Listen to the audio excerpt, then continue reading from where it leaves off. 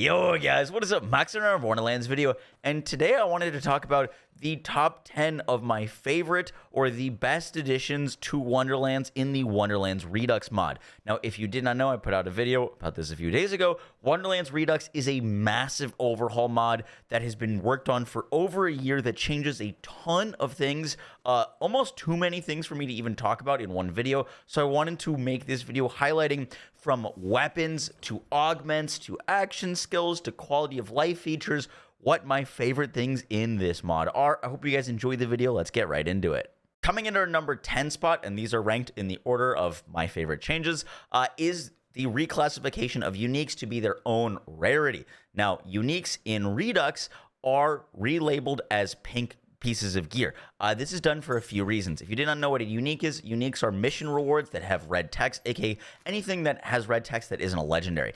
And what this does is, one, you can pick them out from a pool if you kill an enemy or have a loot explosion or you're in the chaos chamber and a bunch of blues and purples drop. You're not sure which ones are uniques, and that was an issue. So now you can clearly identify which one are unique items in Redux. And number two, these now drop once you kill the boss or do the quest that unlocks them. They will now drop from enemies. They'll world drop, and so you don't have to hunt vending machines for these uniques. You can just farm bosses, and if you've done the side quest, you can then go refarm a wyvern ring and without having to check a vending machine, for example. At our number 9 spot, they've removed loot luck entirely.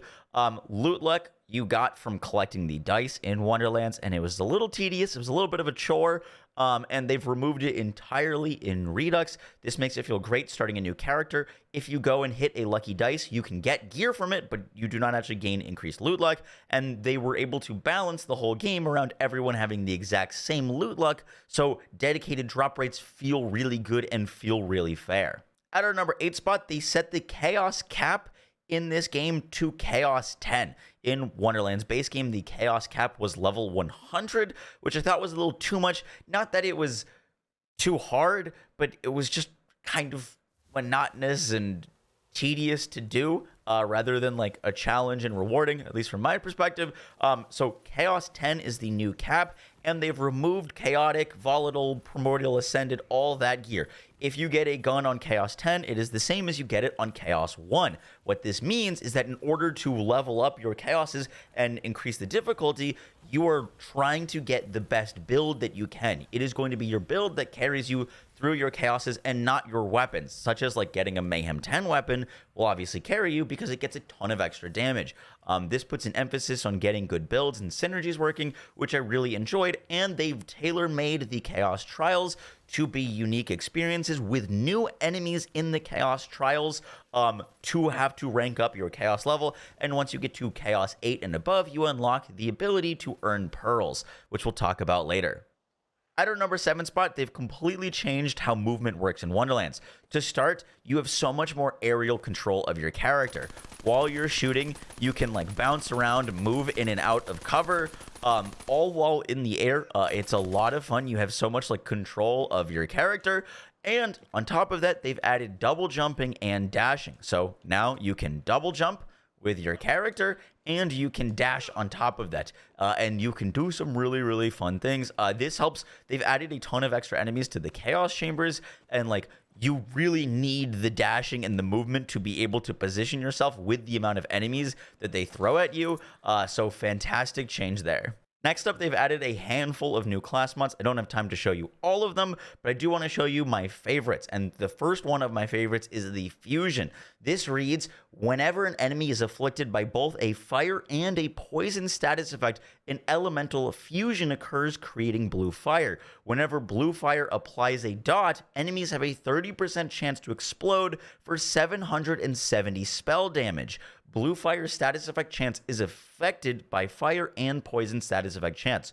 So what this class mod is a spin on a damage over time build. I've been using this on my Clawbringer Blightcaller build that I've been setting up, where I have guaranteed bonus elemental fire damage from my Clawbringer tree and a ton of poison damage from my Blightcaller tree, and I'm able to spread dots and dot enemies, and as soon as they have a fire dot and a poison dot on them, I can get the blue fire dot. Now, the blue fire dot is a new element. It does a ton of damage, and it explodes enemies. They are constantly going to be exploding. This is not like an explode on death. They just have explosions happening on them. And those explosions seem like they can chain elemental effects to other enemies. And with the Chaos Chambers having such ridiculous mob density in them, like Chaos Chambers are packed with enemies, this is a really good way to deal with large groups of enemies, because you just dot all of them and you get these explosions, and then enemies will just kind of whittle away. And I've spec'd really heavily into status effect duration, so I'm just dotting something once, and then the blue fire dot is kind of taking care of the rest. The blue fire dot seems like it is a combination of both the fire damage dot plus the poison damage dot, and there are some shenanigans that you can do with this blue fire dot on spell shot because it does spell damage. Just a super cool class mod. At our number 5 spot are the changes to class balance and the straight up brand new skills that they've given some characters. Now, I'm just going to show you Clawbringer here, but I love what they've done with the class, because I didn't enjoy the later half of Clawbringer's skill tree, and they've made it so much more worth speccing into. So to start us off, they've changed Clawbringer's middle skill to Dragon's Fury, which gives you ability damage per matching elemental gear that you have. So if you've got 5 pieces of shock gear equipped, you now get 50% increased ability damage, which pairs super well with your ability damage dealing action skills and your capstone. Before, Clawbringer didn't have any ability damage in their entire tree.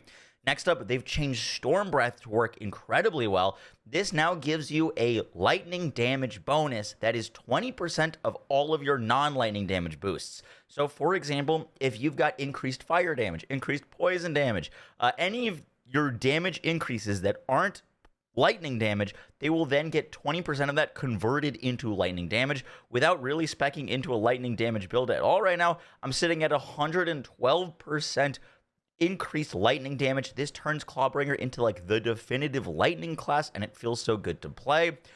And on top of that, they've given Clawbringer the skill Resistance is Futile. Whenever the Fatemaker kills an enemy, all elemental resistances are ignored. This allows you to go a full fire build or a full lightning build and not have to deal with dealing less damage if you're fighting like a bone enemy bar, or you're fighting shock resistant enemies, which are incredible. They've reverted Awe back to its original self, so now it is additive crit chance, which is incredible.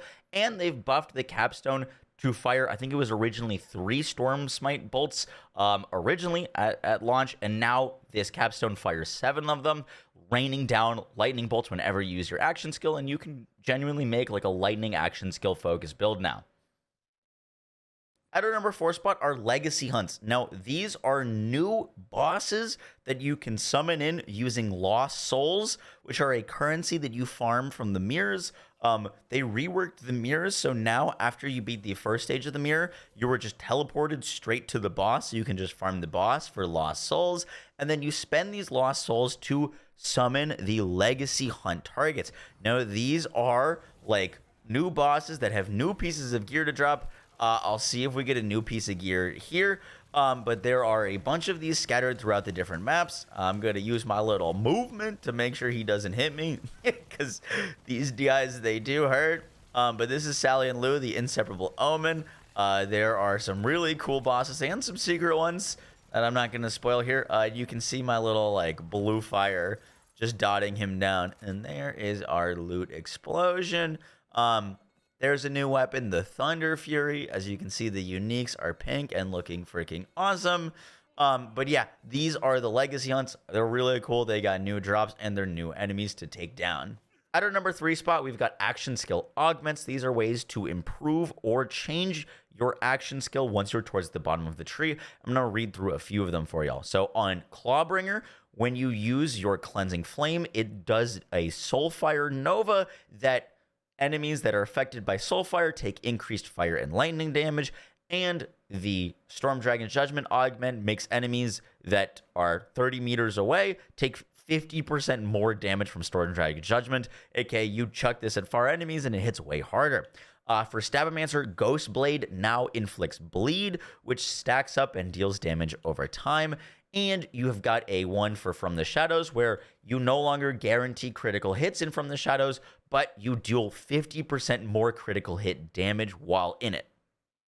At our number 2 spot is the new pearlescent weapons. Now, they did pearlescents really well in this game. Pearlescents are a new rarity. They are incredibly rare. They're dropping at around 1% drop chance. It took me about 50 boss kills to get my first pearlescent to drop, and every pearlescent comes with a pearlescent perk on them, which is like unique to the pearlescent rarity. This one reads, landing hits on enemies grants a stacking bonus to accuracy, melee speed, and shield regeneration rate. And note, you can take advantage of this pearlescent bonus by getting damage with non-pearlescents. So like, for example, if I'm using this new Pagner pistol and I'm just shooting enemies with it, I will get the pearlescent perk. You are benefiting from just getting one of these into your build. Now, the weapon I wanted to show off to y'all today is the Omega Rush sword. This reads, while grounded, melee attacks gain tremendous range. Additionally, this blade has incredibly fast swing speed. There are a bunch of pearlescents to go hunt. I'm not going to show all of them. I also only have 2 of them from a ton of hours of playing. So I'll be hunting for those live on stream, twitch.tv/Moxie. But I just wanted to show y'all this sword because it's really fun. So once again, I'm not really spec'd for like a melee build, but I just wanted to show you guys this. So little pop our spell, and then those enemies over there, and we can just like lunge across the map at them to hit them with this weapon. It gives you insane range, and obviously like with a fully spec'd melee build, you can just dash between enemies and take them out really quickly. I've been having a ton of fun with this, and I plan on making a melee build once I get some more like melee focused gear for it. And my number 1 favorite change in Wonderlands Redux is the changes to dedicated farming. One of my biggest frustrations in Wonderlands is it felt like the only place to get gear was the Chaos Chambers. They've completely changed that in Wonderlands Redux.